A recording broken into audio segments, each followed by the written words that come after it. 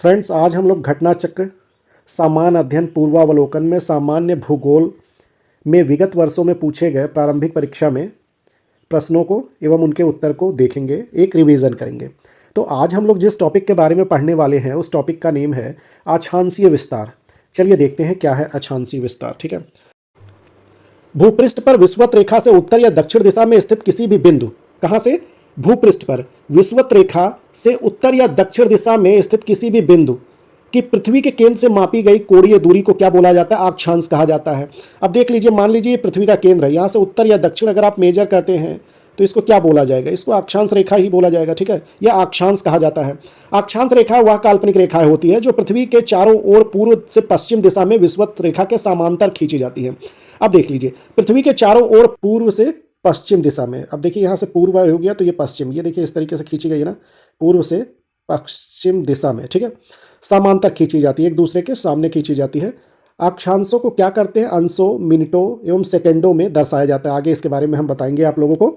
पृथ्वी को दो बराबर भागों में बांटने वाले जीरो अक्षांश को भूमध्य रेखा कहा जाता है। पृथ्वी को दो बराबर भागों में बांटने वाले जीरो अक्षांश, अब यहाँ पे देख लीजिए ये जीरो अक्षांश है, को भूमध्य रेखा कहा जाता है। तो इसको क्या कहा जाता है? भूमध्य रेखा कहा जाता है। मतलब जीरो अक्षांश रेखा को ही भूमध्य रेखा कहा जाता है। ठीक है, आगे देखते हैं। विषुवत वृत्त के या भूमध्य रेखा के उत्तरी भाग को उत्तरी गोलार्ध, मतलब इस भाग को उत्तरी गोलार्ध, नॉर्दर्न हेमिस्फीयर बोला जाता है, और दक्षिणी गोलार्ध को और दक्षिण भाग को दक्षिणी गोलार्ध बोला जाता है, जिसको सॉदर्न हेमिस्फीयर बोला जाता है। ठीक है, भूमध्य रेखा के उत्तर में स्थित अक्षांश रेखा को उत्तरीय अक्षांश रेखा, मतलब ये जो अक्षांश रेखा है, ये जो बनी हुई है ना, ये अक्षांश रेखा जो सामने पैरेलल बनी हुई है, इसे क्या बोलेंगे? उत्तरीय अक्षांश रेखा है। और इधर जो दक्षिण साइड में बनी हुई है इसे क्या बोलेंगे? कि दक्षिणी अक्षांश रेखा है। ठीक है, तो ये यहाँ तक क्लियर हो गया। ठीक है, आगे चलते हैं। यदि अक्षांश रेखाओं को 1 डिग्री के अंतराल पर खींचा जाए, समझ रहे ना, मतलब जैसे ये कितने डिग्री पे है, ये तो अभी यहाँ पे दिया नहीं हुआ है, अब डिग्री पे होगा ही, कुछ डिग्री पे, तो यहाँ से सेंटर लेके अगर ऐसे खींचा जाए, ठीक है, तो यहाँ पे देखिए 1 डिग्री के अंतराल पर खींचा जाए तो उत्तरी गोलार्ध में 89 अक्षांश रेखाएं तथा दक्षिणी गोलार्ध में 89 अक्षांश रेखाएं। मतलब अगर यहाँ से आप रेखाओं को खींचेंगे, ठीक है, सेंटर में लेके, अब एक ऐसी रेखाएं अगर खींची जाए तो ये ऐसे कितने होंगी? 90 डिग्री का ये जो एंगल बनाएंगे तो इसमें 89 होंगी, और अगर इस साइड में खींचा जाए तो ये भी 89 होंगे। ठीक है, आगे देखते हैं। तो इन दोनों को जोड़ने के बाद एक विषुवत वृत्त की जो रेखा है, ठीक है, तो इसमें आगे देखते हैं किन्हीं दो तो ये कितने टोटल हो गए? 179। ठीक है, 179। दो समांतर अक्षांश रेखाओं के मध्य की जो दूरी होती है वो कितनी होती है? 111 किलोमीटर होती है। तो ठीक है, तो इसी तरीके से आप अंदाज़ा लगा लीजिएगा। तो कितनी समांतर रेखाएं हो गई? 170। अक्षांश रेखाओं की कुल संख्या कितनी है? 179। ठीक है, तो अक्षांश रेखाओं के मध्य की दूरी कितनी होती? 111, इसका मतलब 111 किलोमीटर। ठीक है, भूपृष्ठ पर उत्तरी ध्रुव दक्षिणी ध्रुव को मिलाने वाली काल्पनिक रेखा, अब देखिए यहाँ पे उत्तरी ध्रुव और दक्षिणी ध्रुव, ये क्या है? उत्तरी ध्रुव है, ये क्या है? दक्षिणी ध्रुव है।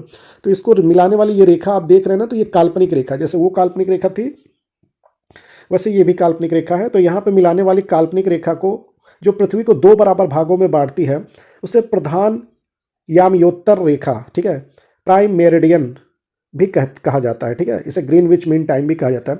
यह रेखा लंदन के ग्रीनविच शहर से गुजरती है। प्रधान यामयोत्तर रेखा को जीरो देशांतर बोला जाता है। अब देखिए कहाँ पे, ये देखिए यहाँ पे जीरो देशांतर है ना, यहाँ पे ये जीरो देशांतर। ठीक है, चलिए आगे देखते हैं। जीरो देशांतर कहा जाता है प्रधान यामयोत्तर के पूर्व एवं पश्चिम, उत्तरी ध्रुव एवं दक्षिणी ध्रुव को मिलाने वाली काल्पनिक रेखा को देशांतर बोला जाता है। ठीक है, अब यहाँ पे देखिए कि प्रधान यामयोत्तर के पूर्व एवं पश्चिम में उत्तरी ध्रुव एवं दक्षिणी ध्रुव को मिलाने वाली काल्पनिक रेखा को क्या बोला जाता है? देशांतर रेखा कहा जाता है। अब यहाँ पे ये देखिए उत्तरी ध्रुव एवं दक्षिणी ध्रुव को आप मिला रहे हैं, ये नॉर्थ पोल हो गया, ये साउथ पोल हो गया, इन दोनों को इस तरीके से जो मिला रही ये रेखा क्या हो गई? देशांतर रेखा हो गई, ये लॉन्गिट्यूड हो गई। ठीक है, आगे देखते हैं। देशांतर रेखाएं समांतर नहीं होती। अब देशांतर रेखाएं समांतर नहीं होती है, देख लीजिए आप, इसमें डिफरेंस आपको पता चल सकता है क्यों नहीं सामान्य होती है। तो यहाँ पे देखिए देशांतर रेखाओं के बीच की डिस्टेंस, ठीक है, इक्वेटर के पास। लेकिन यहाँ पे देखिए सारी देशांतर रेखा क्या हो रही है, एक दूसरे में आके सट जा रही हैं, तो इसी के लिए ये एक दूसरे के समांतर नहीं हो पाती हैं, जिस तरीके से अक्षांश रेखाएं थी। ठीक है, आगे देखते हैं। अब यहाँ पे ये लिखा हुआ है, ध्रुवों से विषुवत रेखा की ओर बढ़ने पे देशांतर रेखाओं की मध्य की दूरी बढ़ती जाती है। अभी मैंने आपको बताया विषुवत रेखा पर देशांतर रेखाओं के बीच अधिकतम 111.33 किलोमीटर दूरी होती है। ठीक है, अब विषुवत वृत्त पे क्यों ऐसा होता है ये देख लीजिए। विषुवत वृत्त पे यहाँ पे कितना स्पेस है, मतलब यहाँ पे दूरी आपकी बढ़ रही ना, लेकिन यहाँ पे सारे सट गए हैं, तो इसमें 111.33 किलोमीटर इस जगह पे दूरी होती है 1 डिग्री पे। ठीक है, चलिए आगे देखते हैं। भारत पूर्णतः उत्तरी गोलार्ध में स्थित है। किस गोलार्ध में स्थित है? उत्तरी गोलार्ध में स्थित है। ठीक है, संपूर्ण भारत का अक्षांशीय विस्तार अगर देखा जाए तो 6 डिग्री 45 मिनट, अभी आपने देखा था ना डिग्री मिनट और सेकंड में, तो यहाँ पे क्या है 6 डिग्री 45 मिनट उत्तरी अक्षांश से 37 डिग्री 6 मिनट उत्तरी अक्षांश, मतलब भारत पूर्ण रूप से किस अक्षांश में है? उत्तरी अक्षांश में है। 6 डिग्री 45 मिनट से लेकर 37 डिग्री 6 मिनट, ठीक है, के मध्य है। इसकी मुख्य भूमि, अभी क्या था भारत का पूरा आपको बताया गया, लेकिन अगर मुख्य भूमि की बात की जाए तो 8 डिग्री 4 मिनट उत्तरी अक्षांश से लेकर 37 डिग्री 6 मिनट उत्तरी अक्षांश एवं 68 डिग्री 7 मिनट पूर्वी देशांतर से 97 डिग्री 25 मिनट पूर्वी देशांतर के मध्य। तो भारत उत्तरी अक्षांश में है और उत्तरी अक्षांश के बाद पूर्वी देशांतर में पूर्ण रूप से है। ठीक है, उस उष्णकटिबंधीय का विस्तार 23 डिग्री 30 मिनट उत्तरी एवं दक्षिणी अक्षांशों के मध्य है।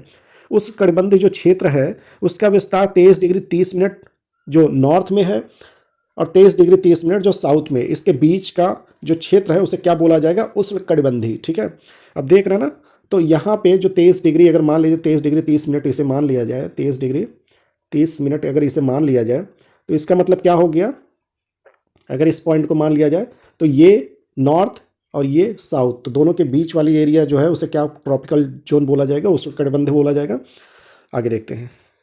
अतः भारत का विस्तार उष्ण एवं उपोष्ण दोनों कटिबंध में है। ठीक है, तो भारत क्या हुआ? उष्ण कटिबंध मतलब 23 डिग्री 30 मिनट से ज़्यादा है ना। यहाँ पे आप देख लीजिए उत्तरी अक्षांश में कहाँ तक है? 37 डिग्री 6 मिनट तक। तो 23 डिग्री 30 मिनट के बाद जो उत्तरी अक्षांश में भारत का विस्तार है वो क्या हो गया? यहाँ पे उपोष्ण कटिबंध, और जो 23 डिग्री 30 मिनट के अंदर में है उसे क्या बोलेंगे? उष्ण कटिबंध। ध्यातव्य है कि निम्न अक्षांश 0 डिग्री से उच्च अक्षांश 90 डिग्री की ओर जाने पर दिन और रात की अवधि में अंतर आता है। तो इसमें अवधि में तो अंतर आएगा। आप देख लीजिए, अगर आप यहाँ से, अगर आप इस अक्षांश रेखा से इधर को जाएंगे, इधर को जा रहे हैं तो अंतर तो आएगा, क्योंकि आप देख लीजिए ना सन का जो लाइट होता है, आप देख लीजिए ना कि किस तरफ आता है। ठीक है, तो यहाँ पे अगर किसी भी साइड से अगर सन है तो यहाँ पे इसकी स्ट्रेट लाइट आती है और यहाँ पे क्या आती है? ये जाने के बाद लाइट फ्लैट हो रहा है। ठीक है, तो अवधि में तो अंतर आएगा ना। चलिए आगे देखते हैं। अवधि में अंतर आता है। उत्तरी गोलार्ध में अक्षांश का प्रभाव दक्षिण से उत्तर की ओर दिन और रात की अवधि पे पड़ता है। तो अभी मैंने बताया ना, उत्तरी गोलार्ध में अक्षांश का प्रभाव दक्षिण से उत्तर की ओर दिन और रात की अवधि पे पड़ता है। तो दक्षिण क्या है आप जान रहे किस साइड में? आप देख रहे हैं ना, तो यहाँ से दक्षिण से अगर उत्तर की ओर जाएंगे आप, तो आप इस जब नॉर्थ के पोल की तरफ जाएंगे तो वहाँ पे दिन और रात की सीमा कुछ और होगी, क्योंकि वहाँ लाइट सनलाइट प्रॉपर नहीं मिल पाएगा, लेकिन इक्वेटर के साइड में कुछ और होगी। तो ये आप आसानी से समझ सकते हैं। ठीक है, आगे देखते हैं। भारत विस्तृत है, तो विस्तृत क्या है भारत? देखिए इसमें यह है कि भारत की जो मुख्य भूमि का विस्तार है उत्तरी पूर्वी गोलार्ध में 8 डिग्री, मुख्य भूमि की बात हो रही है यहाँ पे, 8 डिग्री 4 मिनट से 37 डिग्री 6 मिनट उत्तरी अक्षांशों तथा 68 डिग्री 7 मिनट से पूर्व से 97 डिग्री 25 मिनट पूर्वी देशांतरों के मध्य है। कर्क रेखा भारत के लगभग बीचों बीच से होकर गुजरता है। ठीक है, तो इसमें कोई विकल्प सही नहीं था, इसी के लिए इसका उत्तर डी आया। सिक्किम से गुजरने वाला अक्षांश निम्नलिखित में से किस एक से भी होकर गुजरता है? तो राजस्थान से होकर गुजरता है। अब इस किसकी बात हो रही? अक्षांश की। तो सिक्किम से गुजरने वाली अक्षांश रेखा राजस्थान से होकर गुजरती है। ठीक है, तो इसको आप मैप में देखिएगा। जिस जिले में 70 डिग्री पूर्वी देशांतर रेखा गुजरती है वह है, अब देख लीजिए, 70 डिग्री पूर्वी देशांतर रेखा जैसलमेर जिले से गुजरती है। कहाँ से? जैसलमेर जिले से।